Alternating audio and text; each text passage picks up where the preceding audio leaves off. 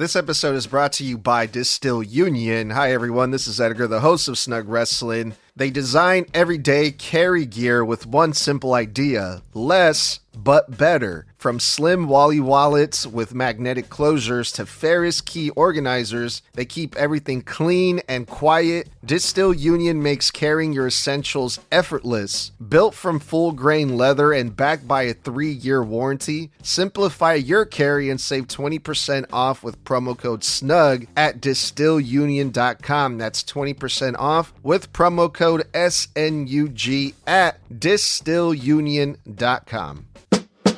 Hey, this is your Olympic hero, Kurt Angle, and you're listening to Snug Wrestling. Oh, it's true. It's damn true. Hey, yo, what is up, everybody? Welcome to Snug Wrestling. This is Edgar, your host of the show, and today, a little late, but better late than never, we're going to be going over WWE NXT with Tommy. Tommy is in the building. What's good, Tommy? How you feeling, bro? Yo, what's up? Feeling good, other than the fact that Illinois weather is deciding to be more bipolar than anyone I've ever known. Because not only is it raining, but it is extremely pouring right now, and it is hailing. Not to mention we are also on a goddamn tornado warning. Holy shit. Wasn't it just like hella snowing over there too, like not that long ago? Yeah. Like I said, Midwest weather is extremely bipolar, and it's absolutely insane. One day it can be snowing like crazy. The other, it can be within like the high 50s. So, do you guys get tornadoes a lot over there? I haven't for as long as I've lived in the town that I'm in, but we do get tornado watches and warnings quite a bit. It just doesn't happen as often. Yeah, it really just doesn't touch down where I am. If anything, it just goes straight over us. Nice. Okay, well shit, man. Hopefully it doesn't come down to that. Are you guys prepared for like tornado if it comes? No. Especially like you guys with the don't have fact like a that basement we just bought, like my family did, a fucking 3-story house. So we're still renovating it as well. So we're not quite fully prepared yet. Does it have like a basement or something? Oh yeah, it's got a basement. Okay. Well, that's good at least, right? I think isn't that like the thing you're supposed to do if you get hit by a tornado is if you have a basement, you go down there or something. I don't know. I'm from California, so I don't know. All of that is what I've learned, but that is all of that.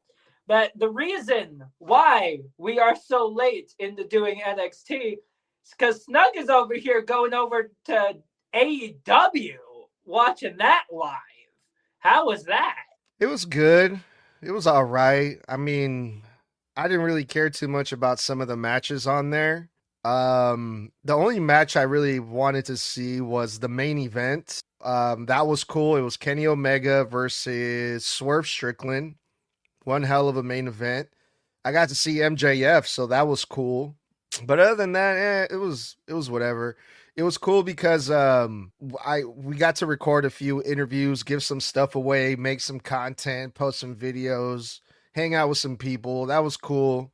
But yeah, apparently like there was a whole bunch of people that were outside of the arena for like maybe like 3-4 hours, and a lot of people got to take pictures with like John Moxley, and our good friend Ricochet was there, but he just had like a backstage segment. Ricochet didn't wrestle at all. But yeah, it was cool, man. We got some. There are usually people there hours before the show even starts, just to get pictures right as they're like walking. Yeah, I mean, we saw Darby Allin for a second during the show. He had a run-in, so there was a lot of stars that were there in the auditorium. It's not an arena. It was a Sacramento Memorial Auditorium, but it's because they have a pay-per-view this weekend in LA.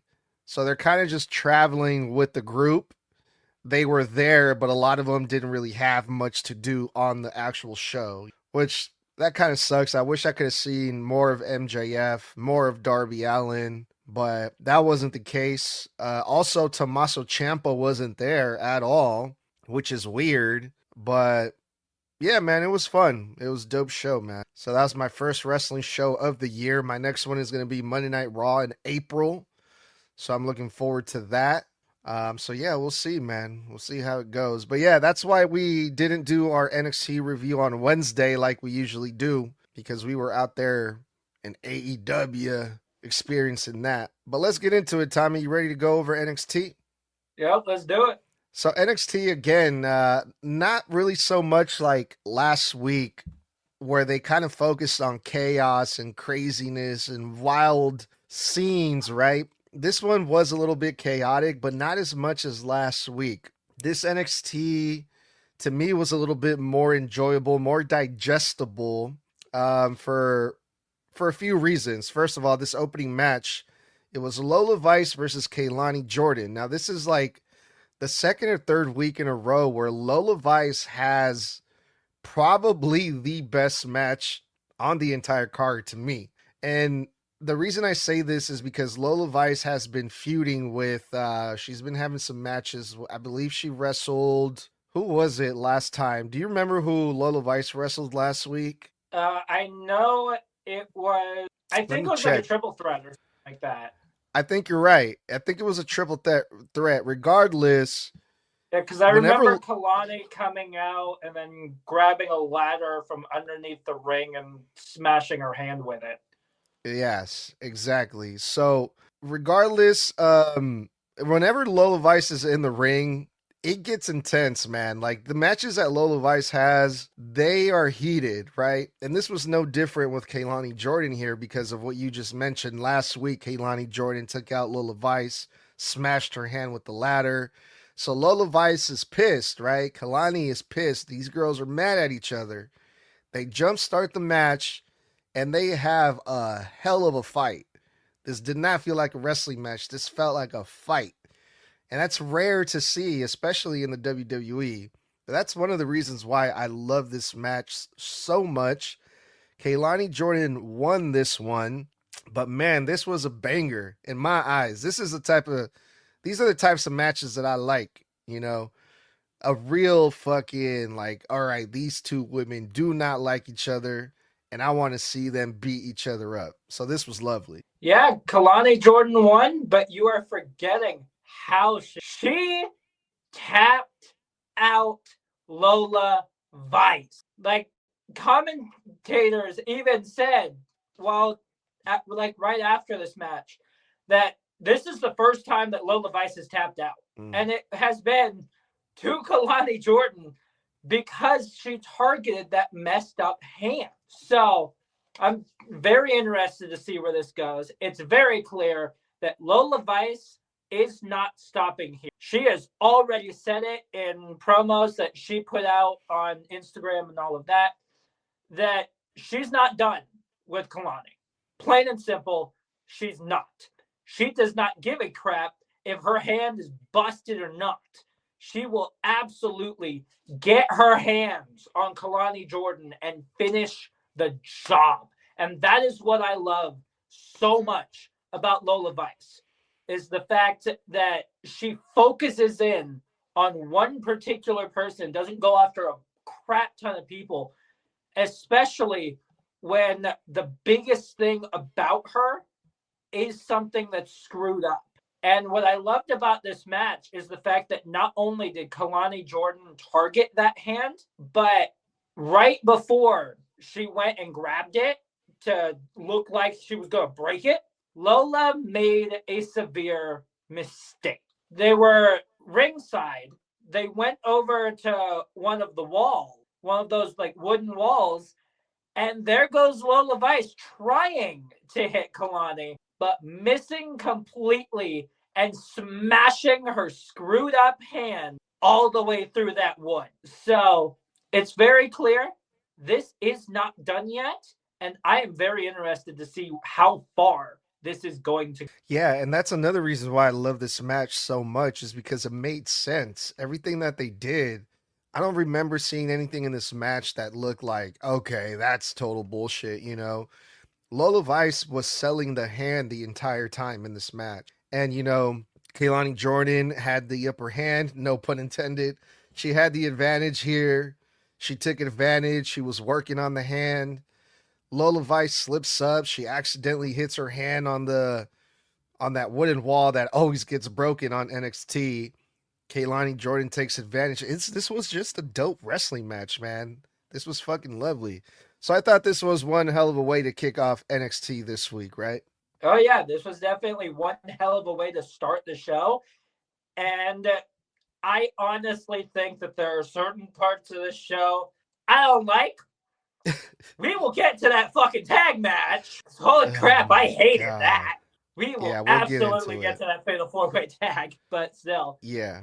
But first, we got to talk about the NXT champion, Joe Hendry. We go from a really good opening women's match to a really good segment between Joe Hendry and Ricky Saints. Now, last week, Ricky Saints attacked Joe Hendry after his match. So Joe Hendry this week is pissed off. He returned the favor.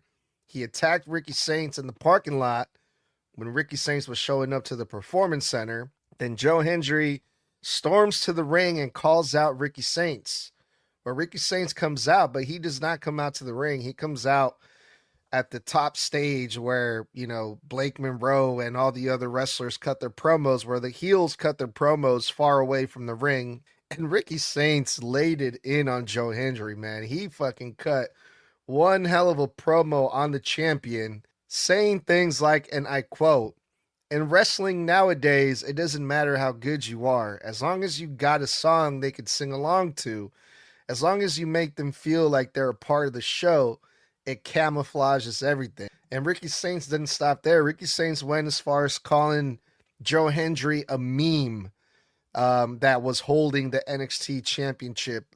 The social media champion, Ricky Saints called Joe Hendry, and he stated that the title had fallen from being held by a superstar like himself to a social media star like Joe Hendry.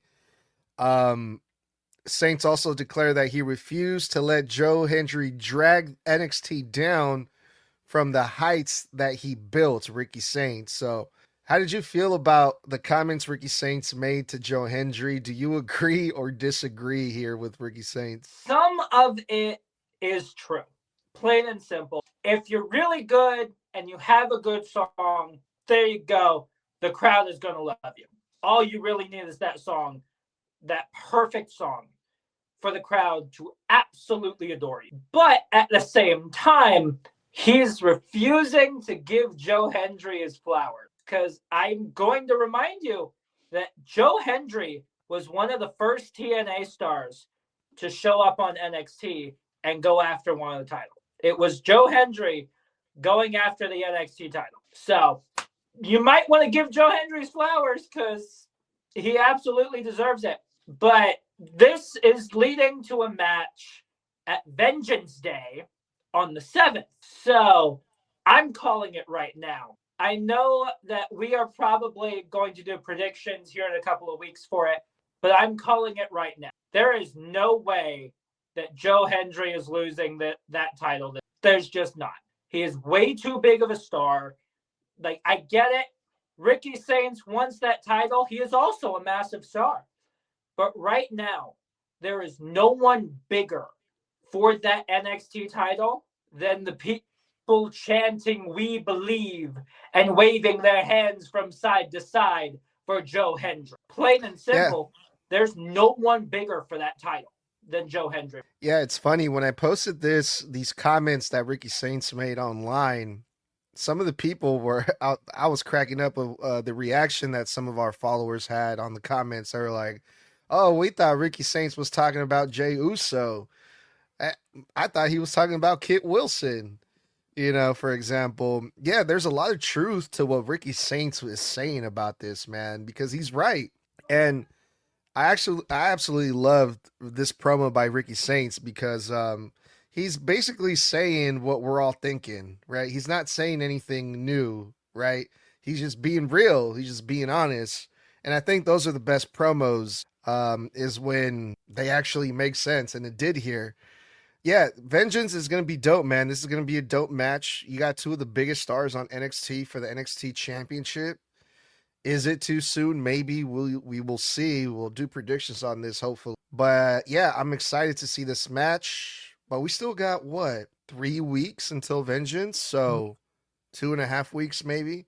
Yeah, I So a think lot of stuff. because it's the Saturday of the 7th. Yeah. So a lot of stuff can happen, from now until the 7th, So it's going to be interesting. I want to see what happens next week with these two for sure. All right, Tommy, you ready to move on? Let's do it. Up next, Tony D'Angelo. He had a match versus one of the Dark State guys. One of the dark guys over there from Dark State. No, I'm kidding. And the first thought that I had, I was like, has Tony D'Angelo, he hasn't wrestled in months. Like, I think this is the first time we've seen Tony D'Angelo wrestle, at least since he's been back, right? And then as soon as I said that, the announcer confirmed it, and I believe, now correct me if I'm wrong, Tommy, they said that this is Tony D'Angelo's first match in over a year. Is that true? Yeah, because he has been out for over a year. I'm not sure exactly what the injury was because I believe he was out on injury. But yeah, he has not had a single match in over a year. Since he returned, the main thing he's been doing is being ominous in the background. That's it. Okay. Well, it was a hell of a first match back because this was a quick, not even like 2-minute victory. It wasn't really a squash match because the guy from Dark State got a little bit in. But yeah, Tony D'Angelo beat him in like a minute and a half or something crazy like that. What did you think about this match, Tommy? I loved it. I actually loved how quick it was because of it. Because yes, Tony D'Angelo, welcome back. You are officially back in the ring. Awesome.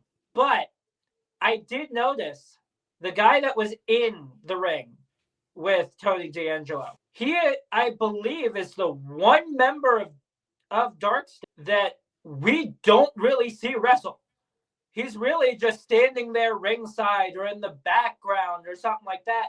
We don't see this guy wrestle much at all. So his first match being against Tony D'Angelo, a star in himself that overall he can put him over. And he did. Within a short match, still made him look pretty damn good. So overall, this match was quick, but I feel like the right guy won because especially with what we heard, I believe, last week from Tony D'Angelo and how he's specifically targeting Dark State right now because they're the ones who took him out, the right guy won. This was a need-to-win match for Tony D'Angelo. Well, to be fair, Tommy, I feel like we don't really get to see Dark State wrestle a whole lot unless you're Dion Lennox. He's the one that's usually featured more than everyone else on Dark State on NXT. But yeah, that was another thing too. Tony D'Angelo's coming after the Dark State. He took one of them out already. And I think they're going to do that thing where Tony D'Angelo is just going to run through every member of Dark State, beat them all until he gets to the big major boss, which in this case, I believe is going to lead to Tony D'Angelo versus Dion Lennox, probably at Vengeance. Should be good. All right, Tommy, we got to talk about the Fatal 4-Way Tag Team match for the #1 contender. The winner gets to face the NXT Tag Team Champions, which is Dark State, right? Dark State are the champions right now. It's Dark State, and honestly, I wish we didn't have to fucking talk about this match. I hated this ending. Like, we pointed this out last week. All of the really, really good options for Dark State to go up against. And yet you still decide to go with those fucking idiots? The one team, that we didn't want is the one you're shoving onto our damn TV screen. Yeah, man. I had a bad feeling about this, dude. I had a bad feeling about this. I'm like, knowing them, they're going to do some shit like that, and they're going to give it to, what the fuck are they called? The fucking Vanity Project. The Vanity Project, that's right. So we had the Vanity Project. We had Out the Mud, dope tag team. We had Sean Spears, the Culling, another dope tag team. And Hank and Tank. Who doesn't like Hank and Tank, right? We had a 75% chance. Any other tag team, if they won this match, except for the Vanity Project, I would have been good. I would have been so happy. Okay, perfect. Like, We're we going to see. legitimately had a 3 out of 4 shot of a good tag team title match happening. That was fucked up. Now we're probably not going to get a good tag team title match because they're putting the Vanity Project in. Yeah, but if you really think about it, I mean, I think all these other tag teams like the Culling, Hank and Tank, Out the Mud, I think these are all good potential future tag team champions. Vanity Project are not, at least right now, I don't think they're ready to be tag team champions. So I guess in that sense, this should be an easy win for Dark State, that's what they need. Dark State, they need more wins as NXT champions. They need more title defenses. So I guess in that, if you think about it that way, it makes sense to put Vanity Project versus Dark State right now at this time. Yeah, but I really, really, really wanted to see more of the Culling as a tag team, specifically because of the fact that out of the 4 of them, they are the tag team that we have seen the least in the ring. And that would be one hell of a tag team title match. But instead, they're giving it to the damn Vanity Project. And I have this fear that the only reason why this is happening is because of the fact that they're getting this massive push from being with Ethan Page. So they're just deciding to give this match to the damn Vanity Project, which, like I said, 3 out of 4 chance of a good tag team title match happening. And now I'm terrified that this tag team title match is going to end up being one massive joke just because of the fact that the Vanity Project are the challenger. Yeah, and I'm pretty sure this match is also going to take place at Vengeance, if I'm not mistaken. But yeah, dude, this Vanity Project is all over NXT, man. And my reaction when I saw that they won, I was like, no, not these fucking guys. Anybody but these fucking guys, man. But god damn it, they fucking won. I could not believe it. I could not fucking believe it. I was pissed off, dude, if I'm being honest. Yeah, once again, I will gladly double down. I would much rather see Brock Lesnar on my screen than the damn Vanity Project. And yes, Brock Lesnar has had his fair share of legal trouble and everything else. But at the same time, at least he is better in the ring than all 3 of those dumbasses combined. Oh my god. All right.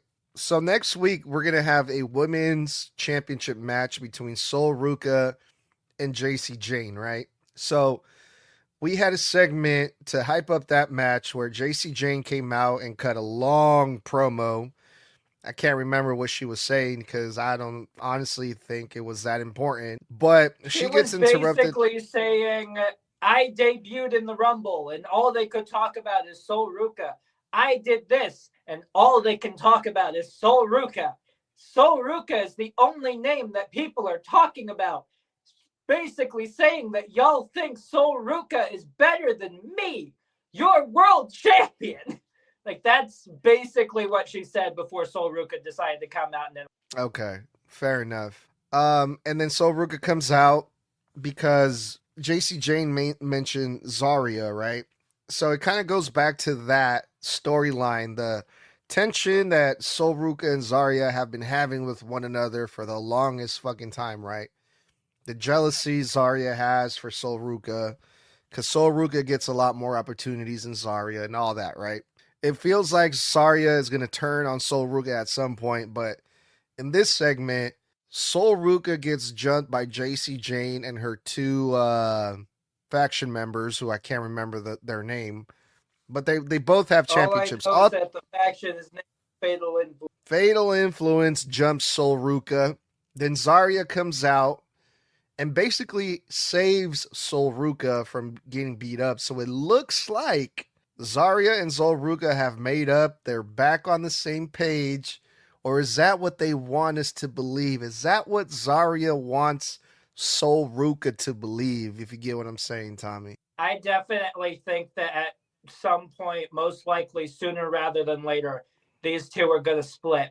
And here's why I think that. Before, like directly before this segment, there was a backstage segment where Sol was looking for Zarya. And Zarya basically said, hey, this friendship, this entire time, has been completely one-sided. You have been just full-blown given title match back to back to back over and over and over and over and over again. And I'm done. You can go out there and speak to the three of them on your own. And after that, go to hell. That is basically almost word for word what Zarya said to Sol. So I found it very interesting that when Zarya came out, Zarya was looking at Sol and said, hey, get her up. Get Sol up. Get her up. Like she was going to spear Sol, only to spear one of the members of Fatal Influence. So I have this massive fear, like it might be next week. Like the cracks may be getting a whole lot bigger, and it may be about time to fully break next week during that women's NXT title match. I think so too. That's what I was getting at right there. I think it's going to happen next week in that title match. And I think the timing of that would be good because it could also set up a match between Zarya and Sol Ruka at Vengeance, which I would like to see. So that's what I think is going to happen. We're basically doing predictions already, Tommy. I don't know if we're going to need to do a whole prediction episode next. We probably should. Because who knows? Things can change. We still don't even know the full card for Vengeance. Right. Fair enough. So we'll see what happens with Sol and Zarya. And then we go to the speed match, right? Another speed match with Elio Lefleur versus, what's his name? Knight. Is it Eli Knight? No. I think it's Eli. No. Wait. I don't remember. His last name is Knight. He's this young kid. Young kid from Evolve. But again, man, it's a speed match, man. There's no feud here. There's no issue. There's no nothing. It's just random matches being put together for a speed championship. It's a 3-minute time limit. And these two guys are both high-flying luchador guys where they do a bunch of crazy flips and all that stuff. And yes, the action is exciting, but I need more than just that for me to be into a match, dude. I want to know, other than, we want a speed championship. I don't care too much for the speed title. Don't care too much about these speed matches. But it ended in a draw, which, get this, the new NXT manager, what's his name again? Stokes, right? Stone comes out. Stokes is the manager from AEW. I don't know. I'm still thinking about AEW. Stone comes out and makes the speed championship match a triple threat match because it's NXT and everything has to be crazy and chaotic. So yeah, we're going to get a triple threat match, I believe next week or at some great. Lovely. Yeah, I believe it's next week. But overall, I'm interested to see what this type of match can do with a triple threat because of the fact that it is a 3-minute match. So 3 minutes. No, I believe they said that. Yeah, I believe he said that it's going to be 7 minutes. Okay. Because it's never been done before in a speed championship match. Despite the fact that this thing was literally just introduced and was doing pretty much nothing on fucking Twitter. But still, with it being a 7-minute match instead of the 3, I'm still very interested to see what in the world a triple threat timed match like this is going to end up looking like. Because normally triple threats like this can go like 10 minutes long, all of that on main roster stuff. But I would love to see, and I'm happy we're getting, because I've been trying to wrap my head around on what in the world other match types would look like under speed rule. And here we are. We're getting that with this triple threat speed title match. So I say this is a good thing for him. Yeah, this is slowly turning into not a speed match, because a speed match, the whole point of a speed match is that it's one on one and a 3 minute time limit, right? So it's like, okay, these guys have to get the win fast, but now it turned into a triple threat match, and now it's 7 minutes, and it's like, okay, aren't most matches like around 5 to 7 minutes anyways, like regular TV matches every week? Like, unless it's like the main event or a championship match, they'll go like 10, 15 minutes, but most matches are around 7 minutes. So why even call this a speed match? Still, it's not a speed match. It's a regular match at this point for a speed championship. But hey, we'll see what happens with that. And the main event was for the North American Championship, Ethan Page versus Shiloh Hill. And this was a really dope match. I haven't really been liking a whole lot of the matches that Shiloh Hill has been having. I think he was like in a mixed tag team match, and then he was part of the big ladder match. So I think his debut match was, I don't remember it being that good, but this match right here, this is the first match that I've seen from Shiloh Hill that I've actually liked.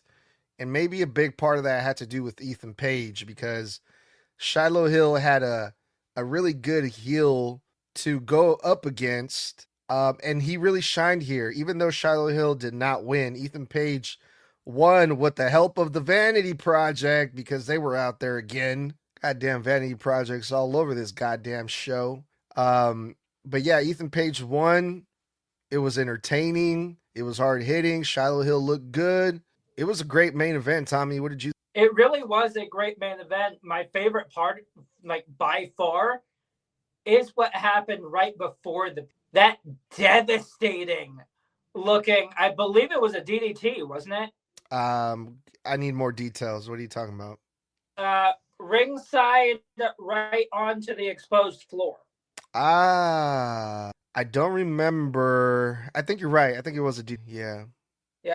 I think it was a DDT, but that move, especially like that, looked absolutely devastating. And the fact that that happened to Shiloh Hill, I think that just this match happening is going to push Shiloh even more than pretty much his entire run so far already has, because they've been pushing this man heavily, including putting him in that ladder match for the NXT title. So I feel like this is going to push him even more.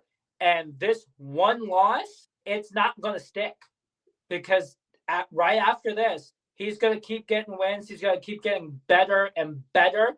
And I cannot wait to see where Shiloh Hill goes from here. Well, yeah, it took 4 guys to beat him, but also that spot with the exposed floor, they removed the padding on ringside. It again, we talked about this last week. Shouldn't that be a DQ? Ethan Page used the concrete to his advantage to do a move outside of the ring. Hey, whatever. I guess. Was the ref looking, or was Vanity Project distracting him? No, the ref was looking. He was just standing there looking like an idiot, not doing anything. Whatever. We've seen worse things be done, and the referee doesn't call for nothing, apparently. Because it's a championship match, the referee's not going to end it in a DQ. There has to be a winner or whatever. But yeah, other than that, man, this was a really, really good main event. It's going to be interesting to see what happens with Shiloh Hill. They're really pushing this kid a lot, man. They're giving him a lot of shine. They're featuring him a lot. They're giving him the video packages. They're trying to give him personality, regardless of if you like it or don't. I think he's a little bit goofy. I think he does a little bit too much overacting, but some people seem to like it, man. The NXT fans are getting really behind Shiloh Hill. How do you feel about his character, Tommy, Shiloh Hill? Dude, I love Shiloh. I have seen him on LFG when he was with Team Undertaker. So I absolutely love it. And when it comes to you saying that he's overacting and all of that, I think that is actually part of his gimmick. He's supposed to be this over the top country boy, like completely over the top, pretty much a full-on beast when possible and everything else.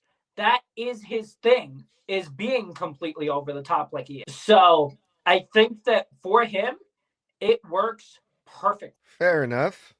Well, that was NXT for this week, February 17th edition. And that was the NXT review with the Snug Wrestling crew. We will be back next week for NXT. And also this week, we're going to be doing Friday Night SmackDown and all that good stuff like we usually do.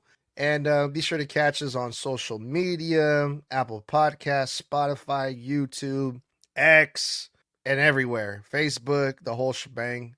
And let's get up out of here, Tommy. Like he said, join us tomorrow night for Friday Night SmackDown. Join us on Monday. Next Wednesday, mark your calendars for that, as we are doing predictions for the Elimination Chamber. So that's going to be one hell of an episode there. We've got Friday next week. We've got the review of the Elimination Chamber next Saturday as well. Also, every Thursday, you can catch Snug and Mr. Blood with their one-on-one, where they go through relevant and current wrestling topics and answer your fan questions as well. So, also, get your merch at our TeePublic. Support us there. So, that was 4 letters, 1 word.